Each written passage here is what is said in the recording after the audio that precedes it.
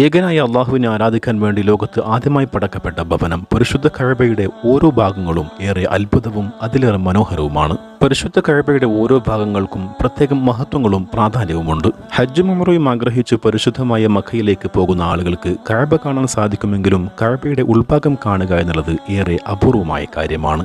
നമ്മളൊക്കെ കാണാൻ ഏറെ ആഗ്രഹിച്ച പരിശുദ്ധ കഅബയുടെ ഉൾഭാഗമാണ് ഈ കാണുന്നത്. കഅബയുടെ ഉൾഭാഗത്തുള്ള തറ വെള്ള മാർബിൾ പാകിയതാണ്. പരിശുദ്ധ കഅബയുടെ മേൽക്കൂരയെ താങ്ങി നിർത്തുന്ന 44 സെന്റിമീറ്റർ ചുറ്റളവുള്ള മരത്തിന്റെ 3 തൂണുകളാണ് കഅബക്കകത്തുള്ളത്. കഅബയുടെ മുകളിലേക്ക് കയറാനുള്ള കോണി, അതിലേക്കുള്ള ബാബ് തൗബ, സാമഗ്രികൾ സൂക്ഷിച്ചു വെക്കുന്ന പെട്ടി എന്നിവയും കഅബക്കകത്ത് കാണാൻ സാധിക്കും. നബി സല്ലല്ലാഹു അലൈഹി വസല്ലം തങ്ങൾ നിസ്കരിച്ച ഭാഗം പ്രത്യേക മാർബിൾ കൊണ്ട് അടയാളപ്പെടുത്തിയിട്ടുമുണ്ട്. അകത്തേക്ക് പ്രകാശം കിട്ടാൻ മാത്രം മുകൾ ഭാഗത്ത് പളുങ്ക് അടപ്പും സ്ഥാപിച്ചിട്ടുണ്ട്. ആവശ്യമായ സമയങ്ങളിൽ മാത്രമേ അത് തുറക്കുകയുമുള്ളൂ. അല്ലാഹു തആല പരിശുദ്ധമായ കഅബ കാണാനും ഹജ്ജ് ഉംറ നിർവഹിക്കാനും ഭാഗ്യം നൽകട്ടെ.